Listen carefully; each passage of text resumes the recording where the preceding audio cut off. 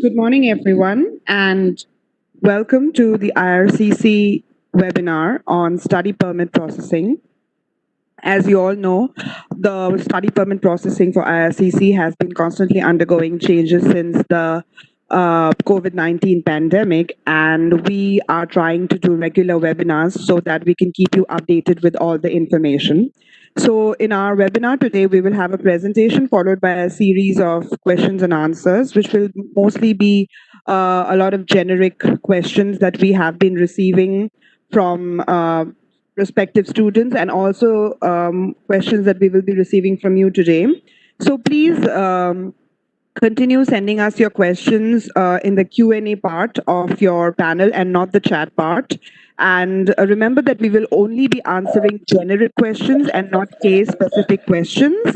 And to begin our presentation, we have with us Shikhir Gupta, who is the Outreach Officer for IRCC Chandigarh. My name is Anindita Buragohai, and I'm the Outreach Officer for IRCC Delhi, and I welcome you all to the webinar today. So without any further ado, I will hand over the mic to Shikhir now to start the presentation. Thanks, Anandita. Before I begin, can you please confirm if my voice is clear and I'm audible? Yes, Shikhir, you're audible. Thanks, Anandita. A very good morning, everyone, and thank you for tuning into our webinar on study permit processing during the COVID-19 pandemic. My name is Shikhir, and I'm the Outreach Officer at the Consulate General of Canada in Chandigarh. As Anandita mentioned, that the purpose of this webinar is to inform you about the changes to study permit applications and current travel restrictions in view of the ongoing pandemic. The target audience for this webinar are students from India who are interested in pursuing a Canadian post-secondary education. Before we begin, please note that the contents of this webinar are valid only as of today. For the most current information on IRCC processes and travel restrictions to Canada, please visit our website www.canada.ca/immigration. So now let's begin. We realize that international students make significant cultural and social contributions to Canada. They also generate more than 21 billion in economic activity. Since the onset of the pandemic, IRCC has implemented a number of temporary policy changes to support and reassure international students and designated learning institutes.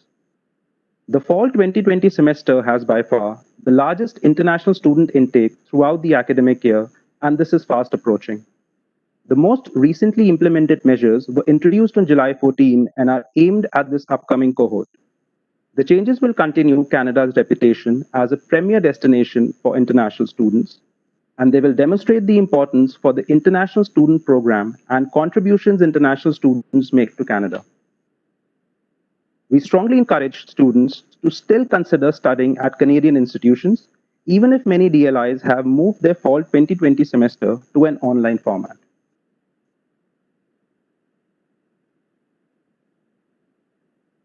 Moving on, our agenda for today will cover the following topics. First is that why you should consider studying in Canada. Second is that how the application process works. Third are the restrictions to travel to Canada. Fourth is the exemptions to those travel restrictions. Fifth are the processing changes due to COVID-19, which include a two-step review process, the student direct stream, eligibility to work, authorized leave during studies, and the impact on the postgraduate work permit program. Sixth, we'll cover some fraud trips, and last but not the least, what you need to know before traveling to Canada. We will end the presentation with the question and answer session. Please use the Q&A box to send us your question, and we will go through them after the presentation. Before we get started on some of the changes put in place, let's focus on why you should study in Canada. First is that we have world-renowned qualifications. Canada is recognized worldwide for our outstanding quality of educational institutes. Our educators are highly trained and bring diverse perspectives to the classroom. At the university level, 2 out of every 5 academics hold at least one international degree. And we have 11 of the top 250 universities worldwide. Next is affordable education. Canada is known to having some of the lowest university tuition fee among English speaking countries. Whatever your budget may be, you will find something just right for you in a diverse range of education options. Third is safe and multicultural communities. We are proud to say that the warm and friendly stereotype about Canadians is true. When you come to Canada, you will find a welcoming country with a unique Canadian culture that embraces diversity. Last but not least is the path to a promising future.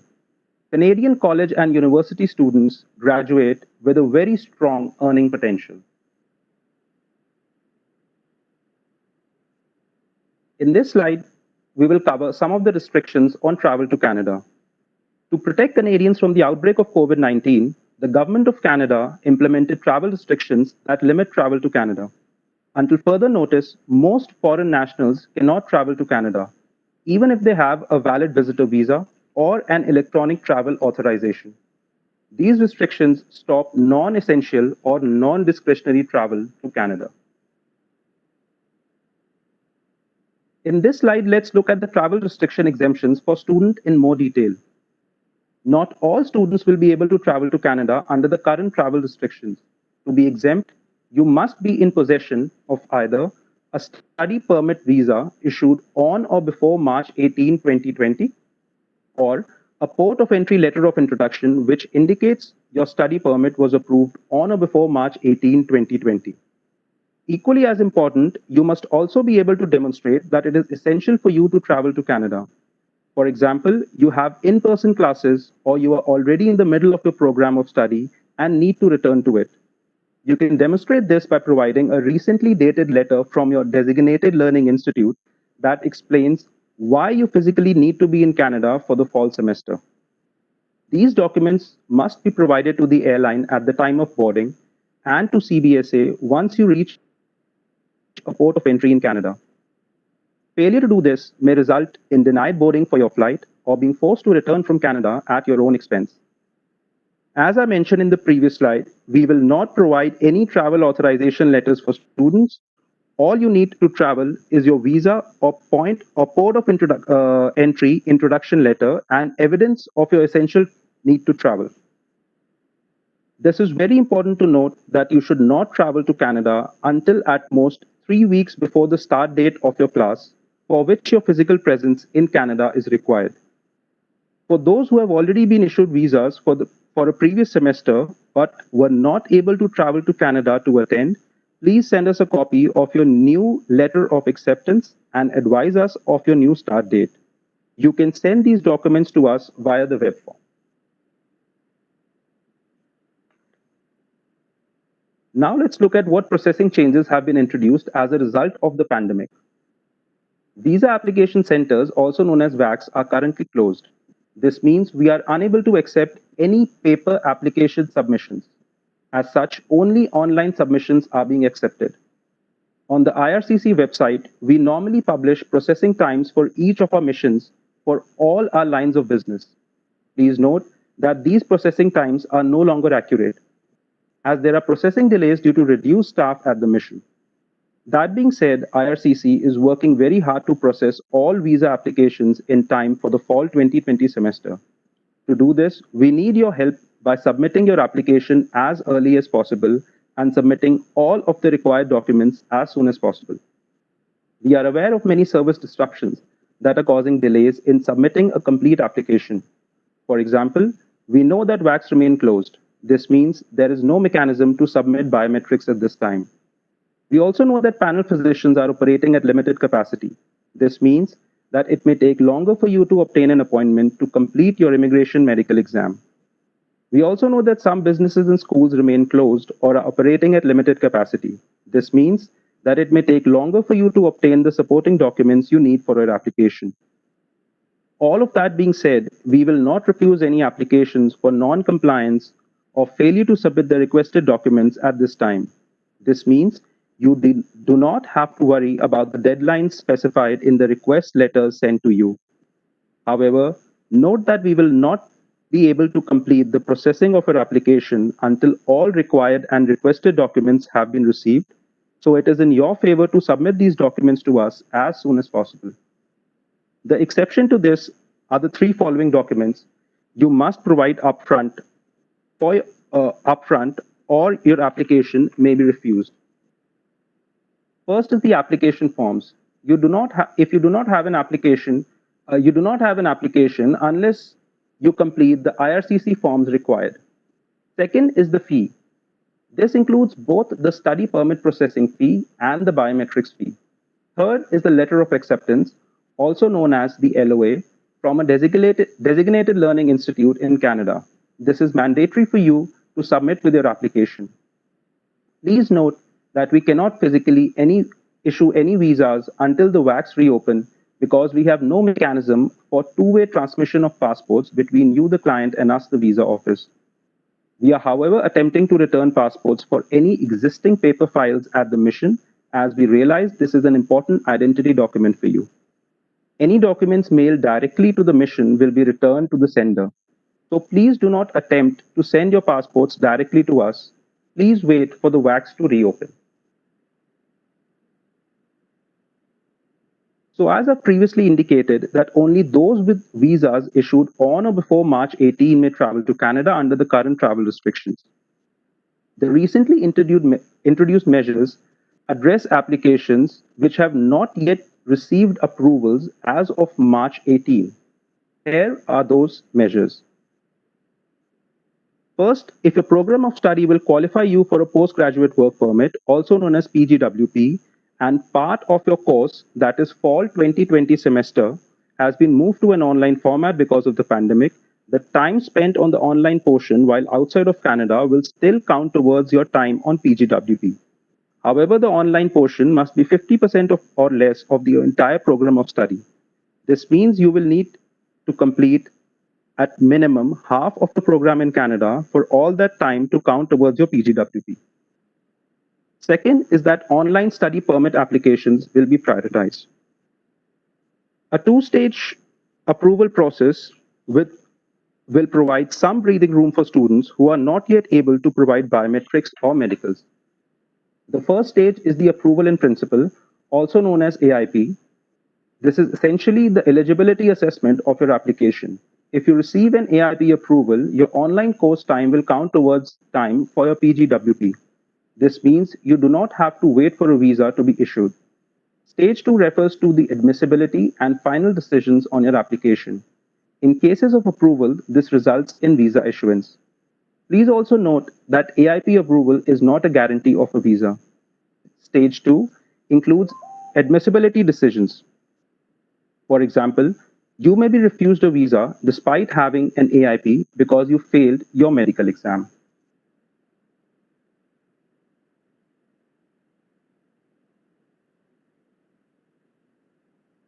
Now, this chart explains the process from start to entering Canada. Prior to applying for your study permit, you should carefully, first of all, research designated learning institutions. Second is to decide if you are traveling alone. Third is to prepare a budget and proof of funds. Next is to gather all your important documents. If you want assistance regarding the study permit process, ensure you seek the help of certified immigration representative. After you receive your letter of acceptance, you can apply for a study permit. This is where the process has changed a bit and where your decision-making process is broken up into two stages. As well, even after being issued a visa, you may still not be able to enter Canada if you are not exempt from the travel restrictions. As you can see, your approval will be broken up in two stages. And even if you are issued a visa, you still will not be able to enter Canada unless you are exempt from the travel restrictions.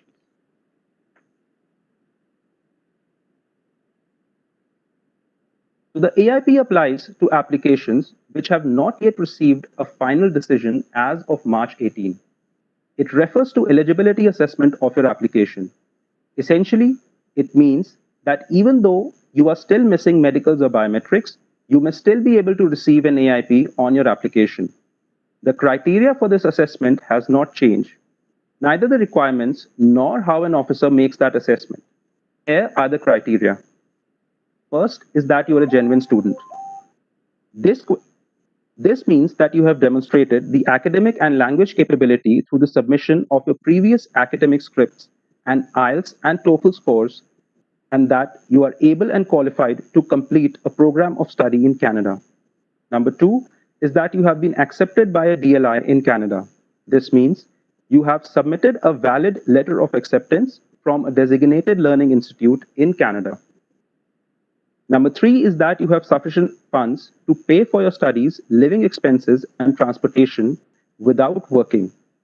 This means you have submitted financial evidence of liquid funds to pay for these three things for the first year of school and demonstrated via explanation and proof of how you intend to pay for these three things, that is tuition, transportation, living expenses, for all the remaining years of study. And number four is that you will leave Canada by the end of your authorized stay. This means you have demonstrated through evidence and explanation what your ties are to your home country, which will motivate you to leave Canada once your visa expires. Once you receive AIP in your application, the letter will be sent to you electronically to relay this information to you. You may also receive requests for biometrics and medicals if you have not yet submitted them. This slide provides a list of basic documents required to receive an AIP for the SDS and non-SDS stream. Let's look at the SDS list of mandatory requirements for the AIP. First, you need a valid letter of acceptance from a DLI in Canada. Second, you need to provide IELTS results demonstrating 6 in each band. Only in-person test results will be accepted.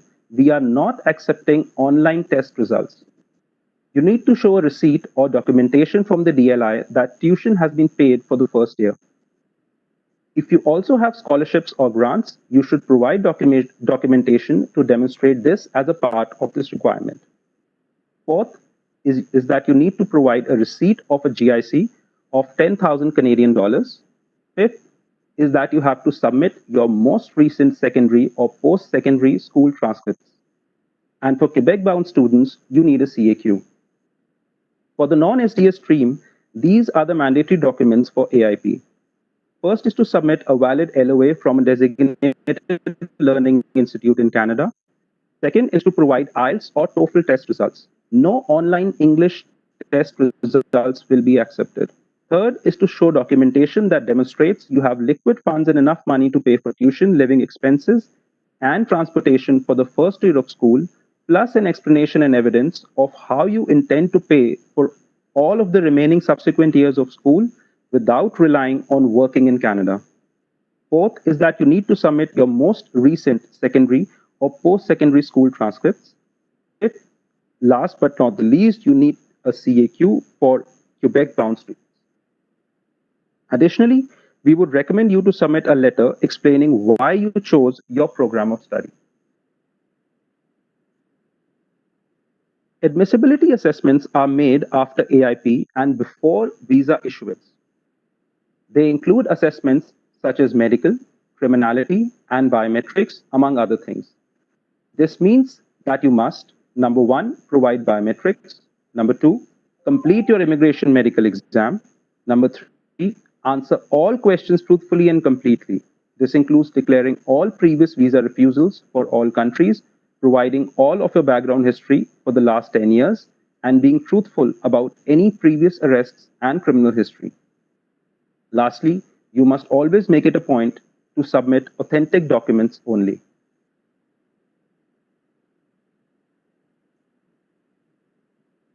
It is important to note that the documents required to submit under SDS has not changed.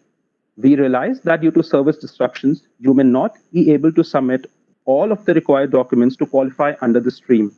Examples of this may be upfront medicals, IELTS results, GICs, etc. If you are unable to submit a required document, for example, upfront medicals, your application will be moved to the non-SDS stream.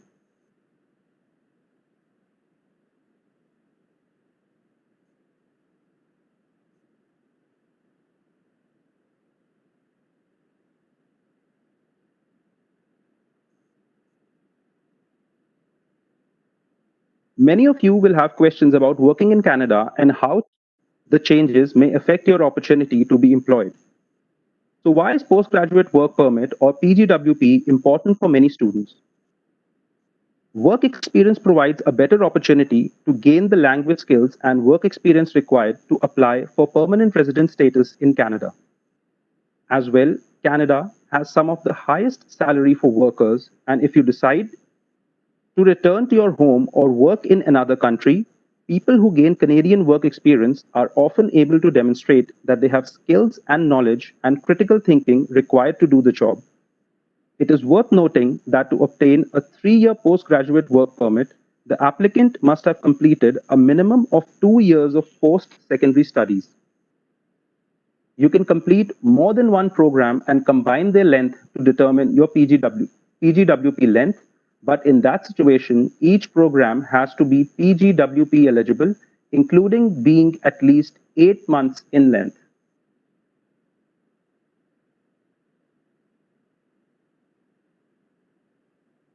This section applies to students already in Canada. Essentially, if a student switched to part-time studies or had to take a break in studies, for example, the spring semester may have been cancelled due to the pandemic, they may still continue to work on and off campus provided that they were previously a full-time student and already authorized to work on or off campus pre-pandemic. For off-campus work, the maximum limit is still 20 hours per week during the academic session and full-time during regular academic breaks. For students who are in essential services, this could include jobs in the health sector, for example. They can work more than 20 hours per week up till August 31st. To qualify for this, they need a valid study permit, must currently be in an academic session, authorized to work on or off campus, and must be working in an essential job. Those who are not yet in Canada, a common question we are asked is if you can go to Canada and work those maximum 20 hours per week while taking online classes for the fall semester. The short answer to this is no. I would like to remind you of what we discussed in earlier slides regarding what students need to demonstrate in order to travel to Canada. Unless your physical presence is required for your studies in the fall semester, it is not essential for you to travel to Canada at this time. Additionally, only students with visas issued on or before March 18 can travel to Canada under the current travel restrictions.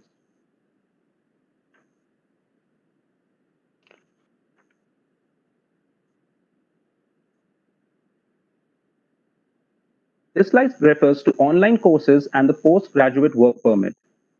You're still eligible for a postgraduate work permit if you can't travel to Canada at this time due to travel restrictions, and you began your studies but left Canada temporarily and are now continuing studies online outside of Canada, or you applied for a study permit before starting your study program in an online format in 2020. If you're in this situation, you can begin your classes while outside Canada and complete up to 50% of your program.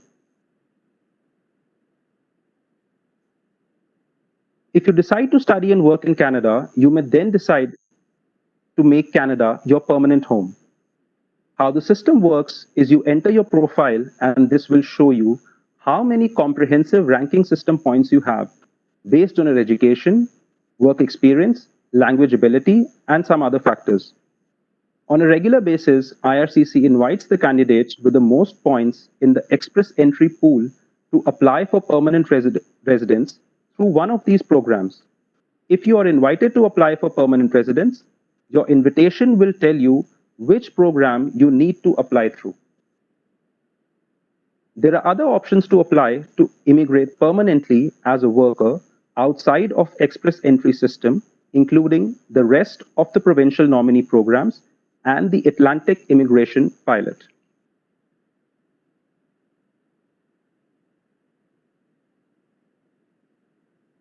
Now let's look at the conditions by which you must abide before air travel to Canada. The airline will require following documents from you. Number 1 is your passport. Number 2 is a valid study permit visa issued on or before March 18. And number 3 are documents to demonstrate that your travel to Canada is essential. Failure to provide any of these documents may result in your being denied boarding. Additionally, you will be required to pass a health check performed by airline officials just before your flight. If you're showing any COVID-19 symptoms, you may also be denied boarding. If you are approved for boarding, note that you must wear a non-medical mask or face covering upon arrival in Canada.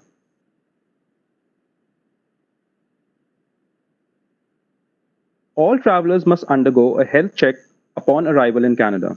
It is also mandatory that all passengers arriving in Canada must self-quarantine for 14 days. This means that all travelers must, number one, have a plan to self quarantine for 14 days. Number two, confirm and provide evidence that they have a suitable place to quarantine.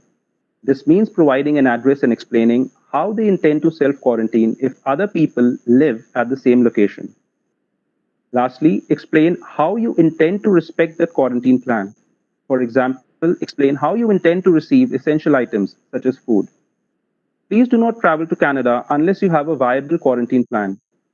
Failure to comply has consequences, which include a fine up to 750,000 Canadian dollars, 6 months in prison, or being deemed inadmissible, removed from Canada, and banned from entering Canada for 1 year.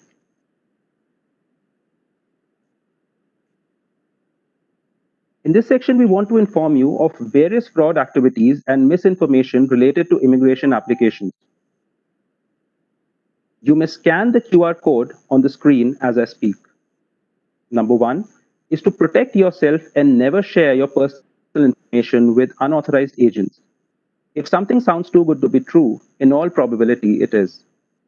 Number two are fraudulent websites and scams. Websites and social media accounts may claim to be from the Government of Canada. Applicants are tricked into transferring money for services that will never be provided to them.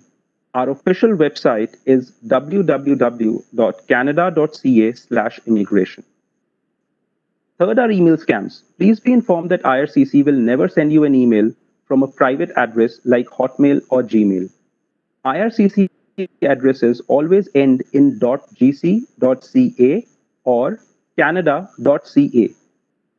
Fourth are telephone scams. Please note that IRCC will never ask you for any sort of payment by telephone. And lastly, unauthorized agents. We always say that you do not have to use a consultant to submit an application. However, if you do choose to use one, make sure that they are legally authorized under Canadian laws to represent you. For more information, please visit our website.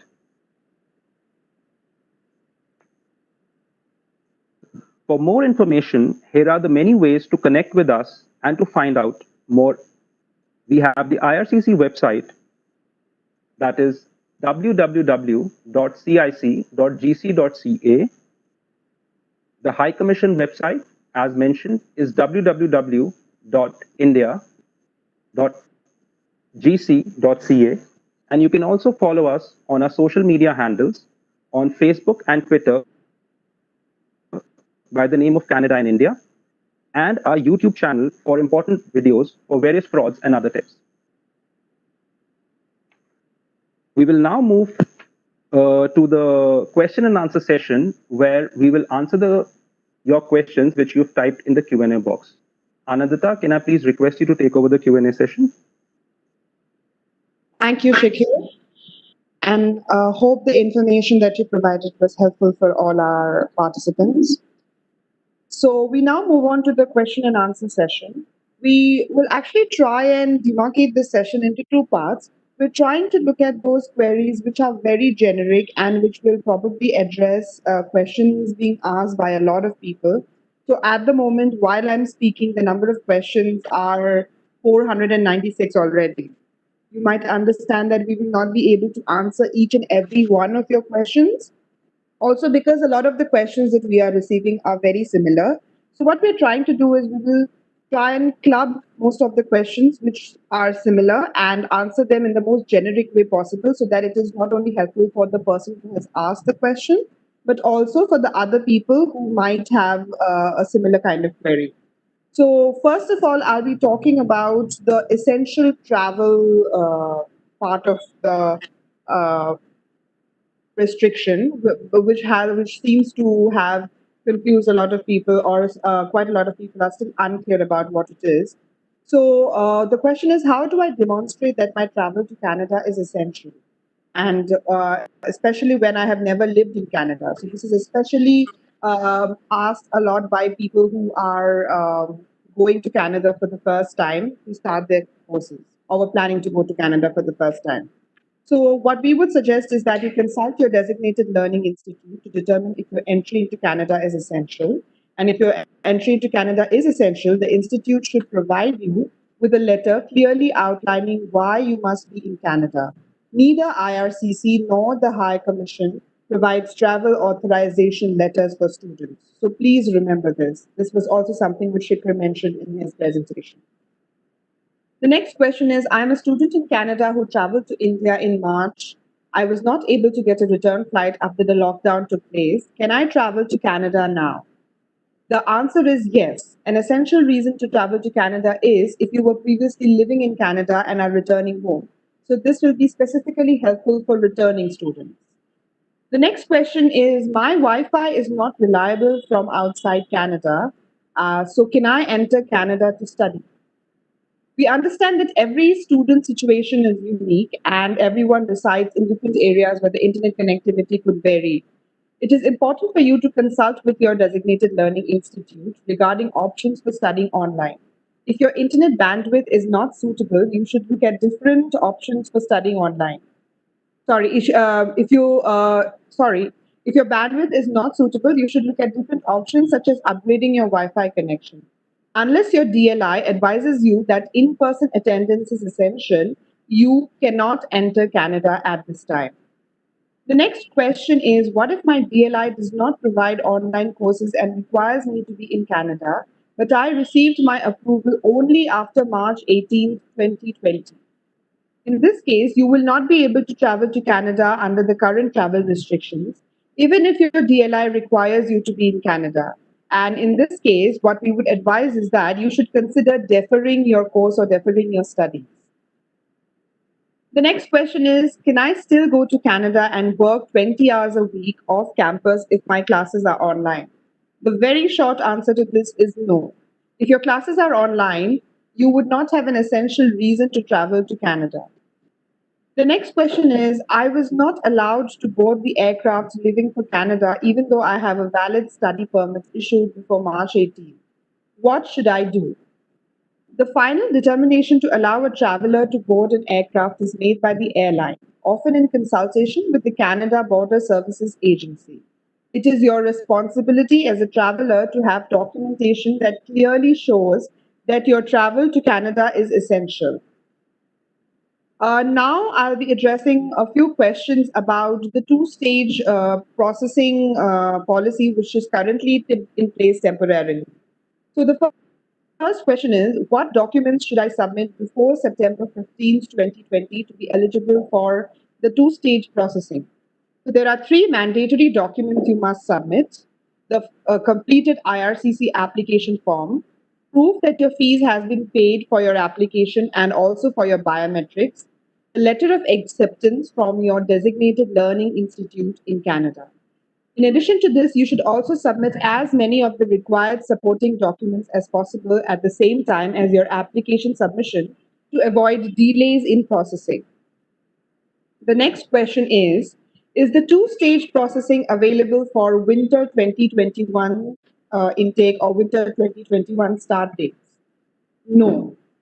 The two-stage processing will only be for programs that start or have started in the spring, summer, or fall of 2020. The next question is, how do I obtain an approval in principle? Is this the first stage of approval? The approval in principle happens in the stage one of the review of your application. Approval in principle, or AIP as we commonly call it, is granted when an officer is satisfied that you are eligible to enter Canada and you are eligible to be a student in Canada, that you will abide by the terms and conditions of your study permit and leave Canada after your authorized stay. The next question is, what does an officer consider when reviewing an application to grant or deny AIP? So the officer weighs a variety of factors, including whether or not you have an established family in India. Say, for example, someone who was already working here, had a stable employment here with a good salary. Then the other thing that they might look at is, does your course of study make sense? You should be able to explain why you are choosing a particular course of study. And you can do so by adding a letter of motivation in your study permit application. The officer will also definitely look at if you have sufficient language skills to show that you are able to succeed in your studies in Canada and live in Canada where the primary languages are English and French. So you have to be fluent in either one of those languages. The officer will also look at your funds and see whether you have sufficient funds for your studies and living expenses without relying on working in Canada. So the funds that you show as part of your application should justify that you have enough money to study and live in Canada if a situation arises where you cannot work in Canada. So working will be your additional benefit, but you should not rely on the fact that you are going to uh, take all your expenses, use all your expenses to live and study in Canada by working there. So that should never be your option when you're applying for your study permit application.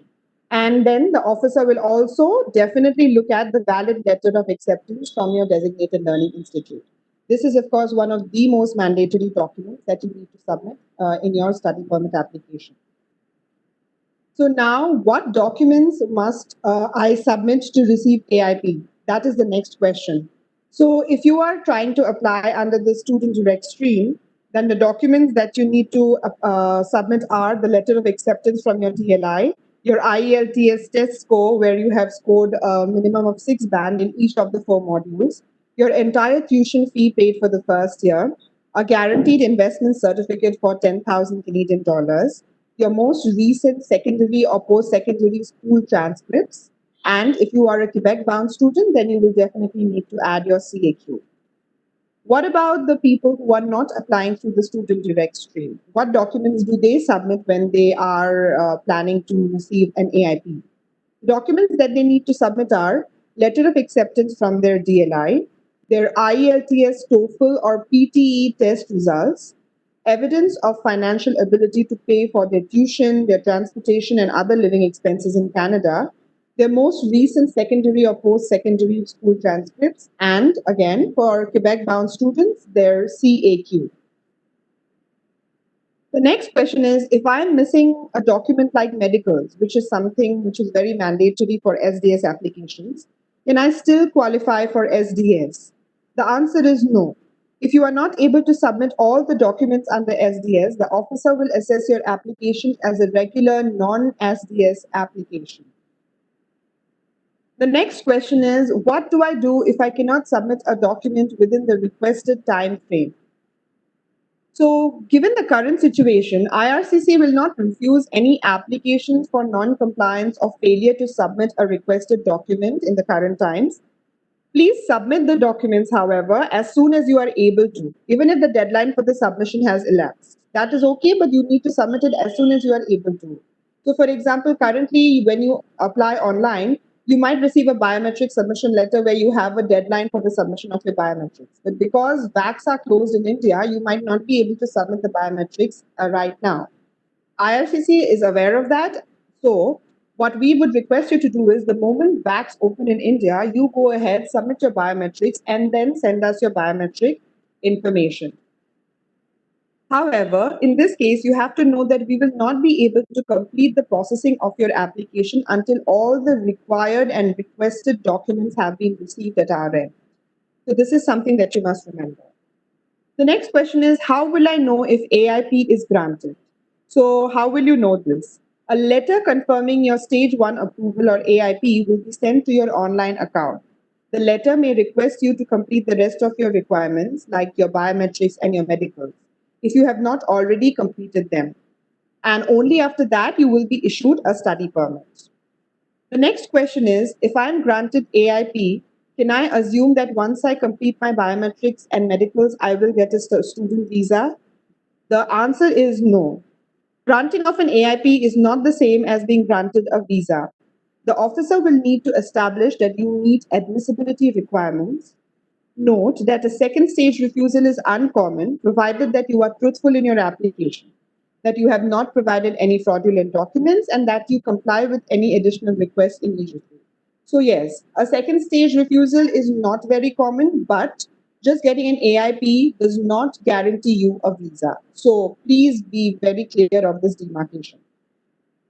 The next question is, when will my stage 2 admissibility decision be completed? The answer to this is, your stage 2 admissibility decision will be assessed after AIP and before visa issuance. This includes an assessment of your medical, your biometrics, as well as security and criminality background questions. If your application contains all the documents required for the stage 2 assessment already when you submit them in the first stage, it will be assessed at the same stage as the stage 1. Note that we will not finalize any applications for approval until VACs reopen. The next question is, what requirements need to be completed to receive approval for stage 2 admissibility decision? In order to conduct this assessment, you must provide biometrics, complete your immigration medical exam, answer all the questions in your application form truthfully and completely. And this includes declaring all your previous visa refusals for other countries, providing all background history for the last 10 years. And a very important thing is, you must submit only authentic documents. The next question is, what if my schooling or what if my courses start before I receive my AIP? This seems to be a very common question that we're receiving today. So the answer to this is, you can start school online prior to obtaining your AIP. If you receive your AIP after you have started school, all the time will still be counted towards your post-graduation work permit or PGWP, provided that you submitted your study permit application before September 15th. So remember this date. This is the date which is currently in place. And as mentioned at the beginning of the presentation, all the information we are providing today is only valid as of today. Will I receive a refund of my tuition fees if my application is refused when I am studying online in India with a DLI in Canada? So for something like this, you need to consult with your DLI or your school, because only they will be the people who will be able to confirm their refund policy. The next series of questions that I'm looking at refer to processing times. We are receiving a lot of questions regarding processing times today. So I'm just looking at generic questions, and like I said, not taking up any case-specific information. So the first question is processing for SDS study permit application faster than non-SDS applications? As you know, there have been many service disruptions due to COVID-19, and we have not been able to maintain our standard processing times. We are working through our inventory of applications right now. So right now, IRCC will not refuse any applications for non-compliance or failure to submit the requested documents.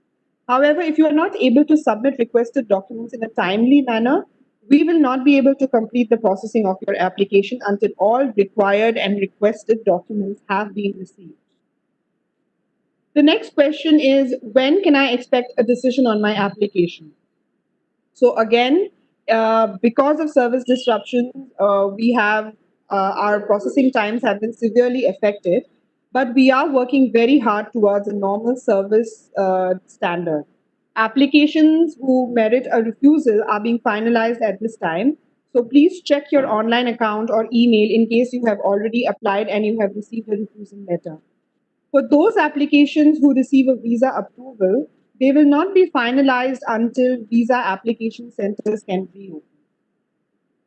And the next question is, when can I submit my passport so I can get my visa? The answer to this is again related to the opening of visa application centers, because you need to wait for visa application centers to reopen to submit your passport for visa issuance. Please make sure that you do not send us any passport directly to our office, because we cannot accept any passports at this time. In case you have sent or end up sending your passport to us, it will be returned to you at your own expense without a visa. So please be very careful. Now I'll move on to addressing a few language-related questions that we have been receiving.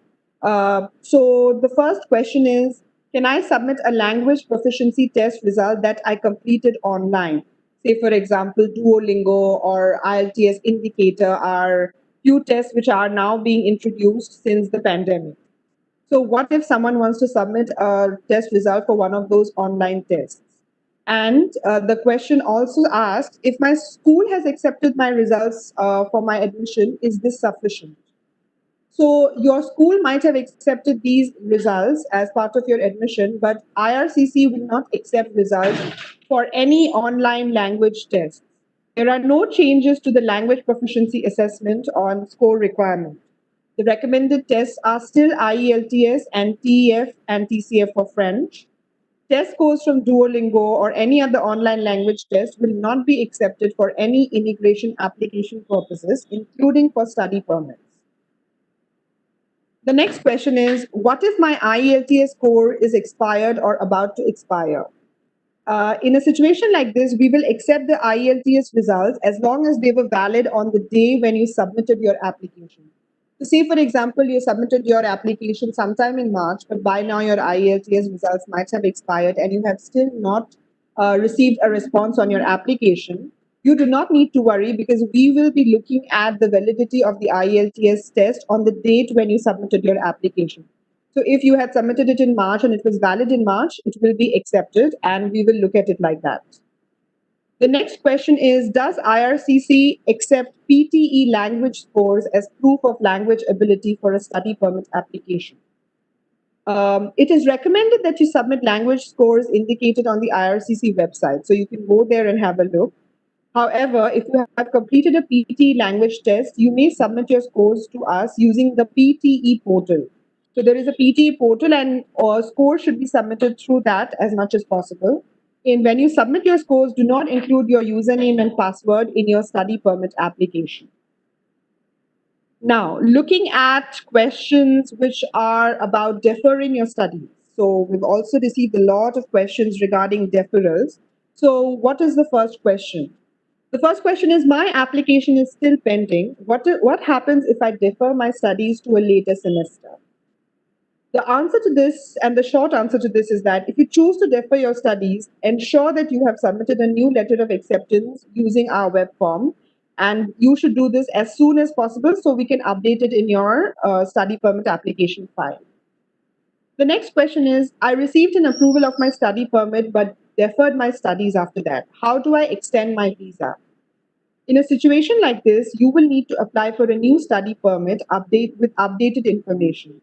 Extensions of study permits are only granted to students already in Canada. So remember that if you are here in India, we will not be able to grant you any extension.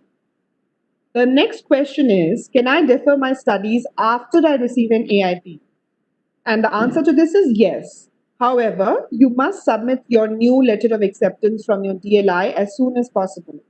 If you plan to change your course of study or decide to study at a different DLI, the officer who is assessing the application or your application may reassess your stage 1 AIP decision. So you have to be aware of this and keep yourself informed about it. Moving on to a set of questions which seem to be very important at this point in time, very relevant, and also we are receiving a lot of questions around this about post-graduation work permits. So a very common question that we seem to have received today is, what percentage of my studies can be online to be eligible to obtain a PGWP or a post-graduation work permit? So the online portion of your course must be 50% or more of your entire program of study. What this means? This means that you will still need to complete at minimum half of your program in Canada for all of the time to count towards your PGWP. The total program of study is calculated based on the number of courses completed in Canada. So please remember this information. The next question is, I have already completed 50% of my program online prior to the fall semester. Can I still obtain a PGWP? And the answer is, if you started your program in spring or summer of 2020 and have already completed 50% of your program online, you need to make a choice depending on two options. So you can either continue to complete the remaining 50% online, and as per the new PGWP norms, which were shared in the presentation today, you will still be eligible, or you might still be considered eligible for a PGWP, your full PGWP. Or the other option that you have is you can defer your program of studies so that you can do the remaining 50% in person in Canada. And as of now, both the options will give you the option to have an entire duration of PGWP as you would have if you were to do physical classes in Canada. The next question is, do I have to wait for AIP for courses to count towards PGWP? And the answer to this is no. As long as you have submitted your study permit application before September 15th, the entire fall semester will count towards a PGWP, even if you receive your approval in principle at a later date. Note that you will still have to meet the other eligibility criteria and requirements for PGWP. So this is something that you need to remember.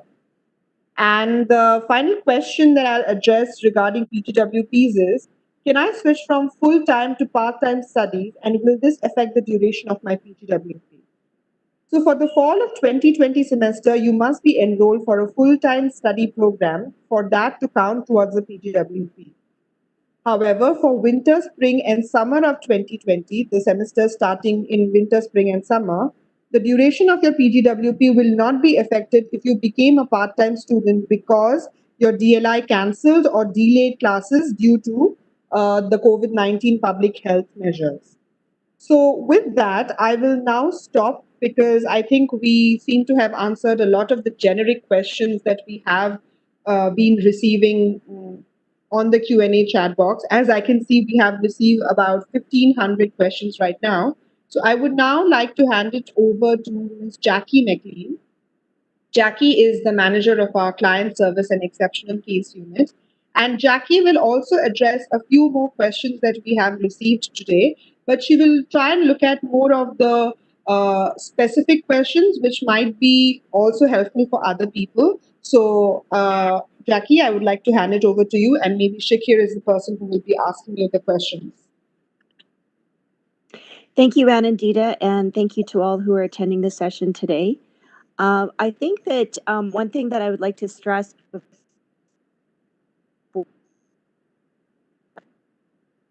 questions is to try and look at the opportunity that it's presenting to study online. Sometimes it's very difficult to move to a different country, to have, living with new people, experiencing a different culture. This is an opportunity for you to assist with your integration almost in a two-step. So you get familiar with the education, you can stay at home while you're studying online, and then once the travel restrictions are lifted, you can travel to Canada and experience part two of your integration process, where you can look for a place to stay, understand how to get the proper documents like a social insurance card, medical, and all the experiences that Canada has to offer at that time. So try to think of this as, although COVID kind of threw us all in a different direction, this is a good opportunity for people to be able to take their time in moving towards integration into Canada. Thank you.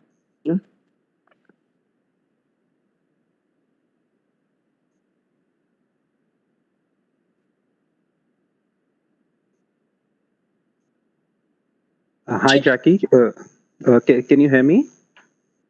Yes, I can. All right. So, Jackie, I think Anandita has pretty much addressed a lot of questions which we've received in the Q&A box.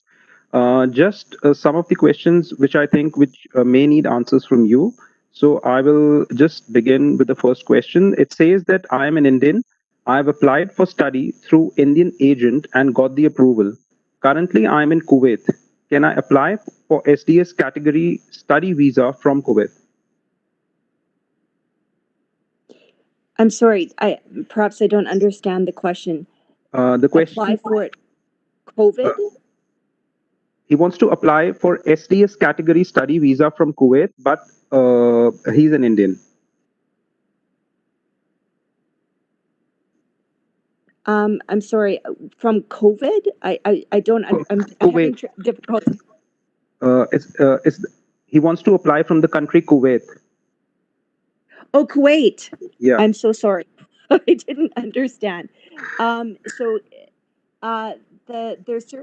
there's particular countries that are offering SDS, and it depends on whether or not you are a citizen of that country. So if you're a citizen of India, you are eligible to apply under the SDS program. So now everything is online. So you're applying online and not at a specific visa application center.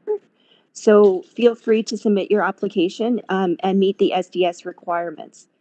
We are all, even though the processing times now are very similar, because we are definitely trying to prioritize approval in principle, we are still strongly encouraging people to apply through the SDS program. It is very clear the requirements, and a lot of times it's difficult for students to understand what would be the financial requirements in order to receive approval in principle. So if you are thinking of studying in Canada, we do strongly encourage you to submit documents that would qualify you under the SDS program. Right. Thanks, Jackie. The next question is, if AIP is not approved before classes begin next month, would I be able to start and attend classes online? And what would happen to my fee refund if I enroll in the class and later my study permit is refused? So you are welcome to study online prior to receiving approval in principle. And indeed as stated in the questions, once approval in principle is granted, all of the time that you have study will count towards your PGWP. The second part of that question is, if you are refused at stage 2, will you be eligible for a refund? We strongly suggest that you contact the DLI to find out what their refund policy is. Thanks, Jackie. So the next question is a question which is coming, in fact, from a lot of participants. It says that, what does it mean by completing 50% of the course in Canada? Does it mean completing half of the duration of the program length in Canada, or completing half of the subjects in Canada? So the 50% is calculated by the number of courses. So we look at the total amount of courses that you completed in Canada and the total amount of courses that you completed outside of Canada. And the in-Canada courses have to be 50%. Right. The next question is also a very common question from a lot of participants. And it says that there has been no update so far in my application, and students who applied before me have received the AIP. What is the pattern or trend being used to process the applications? Is it a random pattern, or applications are being processed in some particular pattern? We do try and process according to date order. As you are aware, there are the mission in Delhi, Chandigarh, Bangalore. All the paper files have been transferred to the office in Delhi, and we are working with limited staff during that period to process paper applications. So there may be more of a delay regarding those ones submitted through the Visa Application Center, but we are working very hard to get approval in principle to everyone prior to the fall semester starting. All right. So the next question, Jackie, is that if I defer or change from a 1-year course to a 2-year course, should I submit additional financial documents which covers the 2 years of education using the web form? Yes, at the same time as you've submitted, so I'm assuming that you submitted your application and now are changing your course of studies where you would require a new letter of acceptance. Am I understanding that correctly, Shakir? Yeah, that's right. So if you are changing your course of studies and it is extending the duration, absolutely, you should provide the additional financial support and also clearly explain why you chose to extend your course of studies. All right. So the next question is a sort of a continuation to the previous one. And it says that if I change my college after getting the AIP, should I submit a written letter explaining the reason for changing the course and the college? Absolutely.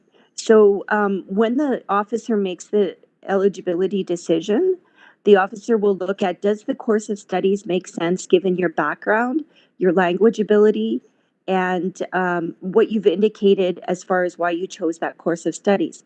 If now you're changing to a different course and a different institution, different duration, and your funding is for the first course, you have to clearly explain and provide documentation regarding why you've changed.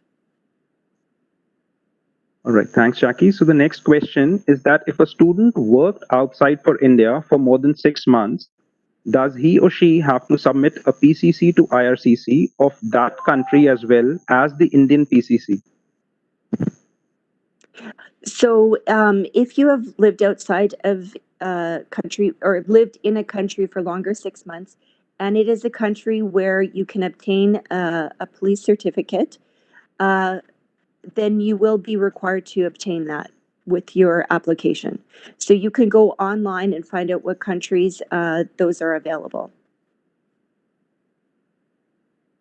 All right. So the next question is with regard to the new PGWP rules. It says that if my classes are starting from September 5th and it is a 1-year program, then will I be eligible for the PGWP if I complete more than 50% of the program from my home country? No. So you have to make sure that you complete no more than 50%. If if your ultimate goal is to get the postgraduate work permit, you have to be very careful that 50% of that course is completed in Canada.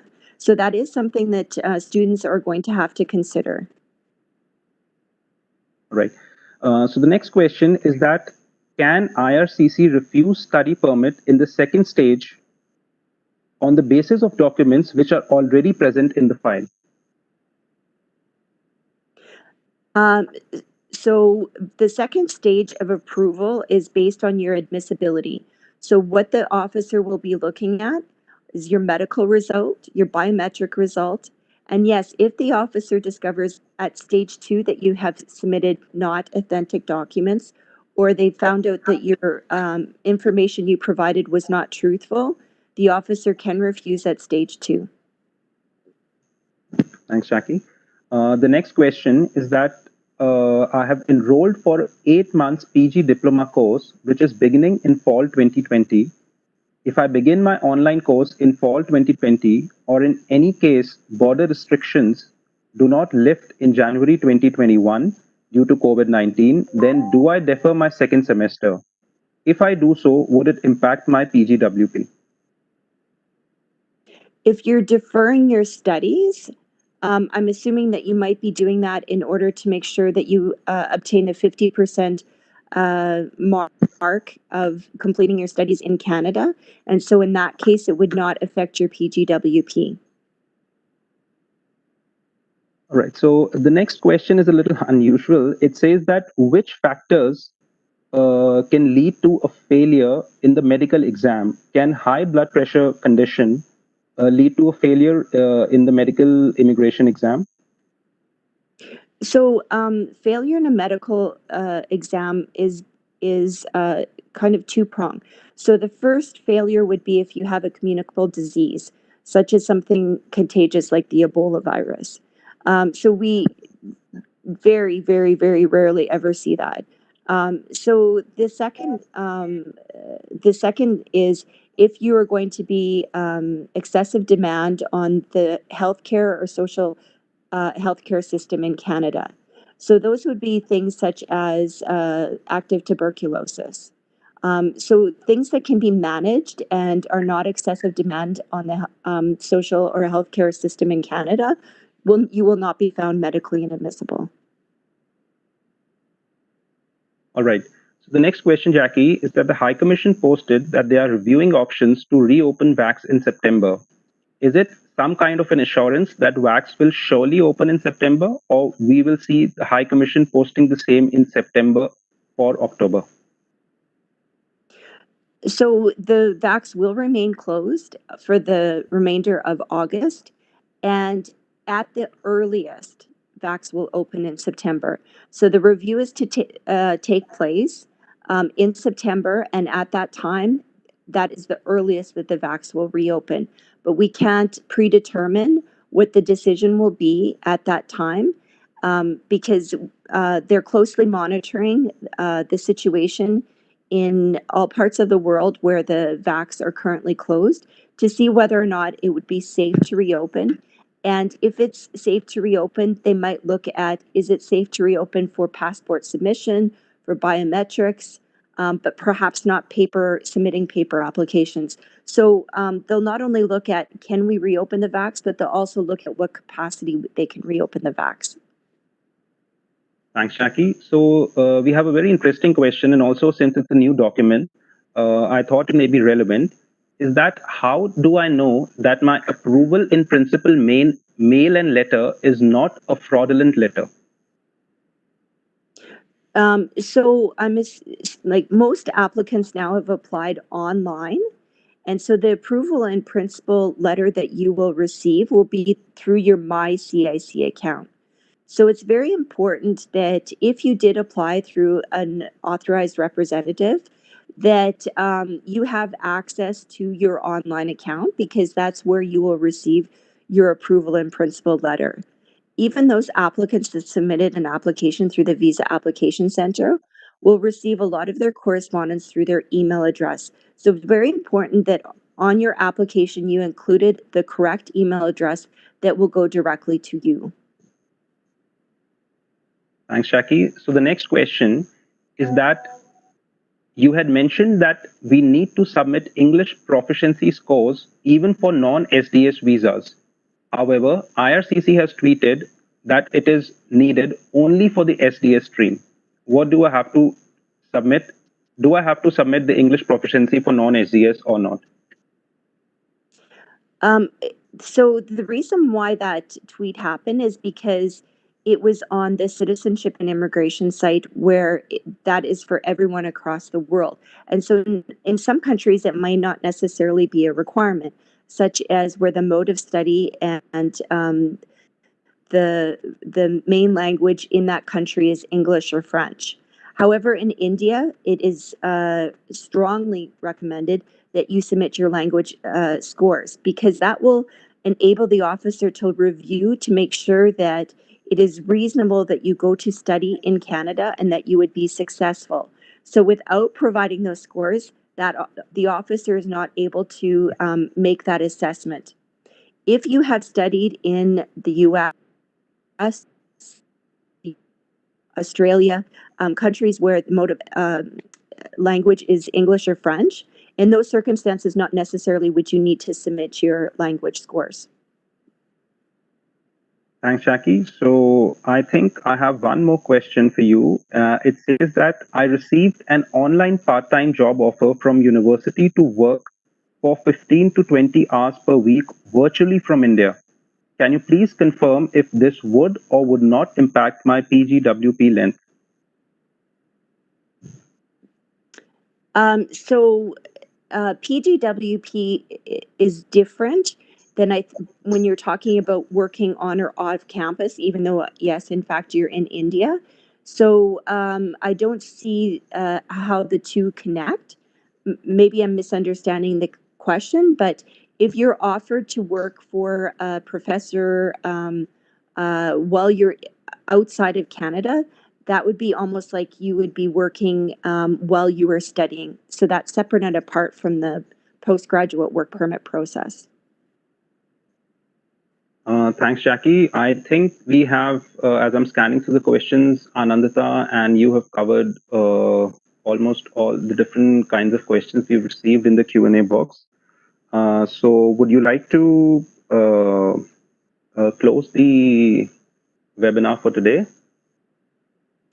Sure. Thank you, Shakir. I just would like to say that I know a lot of your questions, I can see them coming over the computer regarding processing times. And I understand the anxiety that students must be feeling right now, especially when they've invested a lot of time and money and had the plan to, seek this adventure of going to a new country.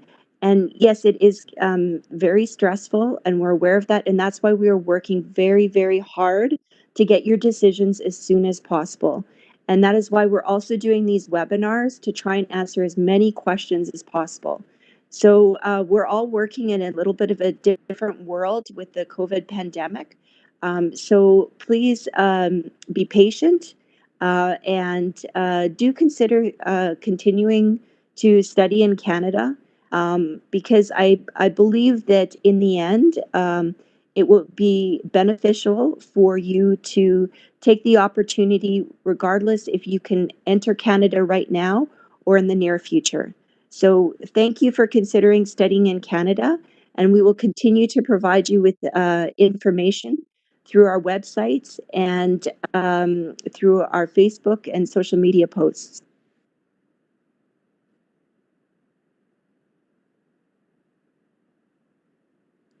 Thank you, Jackie, and thank you everyone for joining us. With that, we come to the end of the webinar today. Hope you found it informative. And like Jackie said, please continue following us on social media for all the latest and updated information regarding study permit processing and other types of visas. Thank you all and have a good day.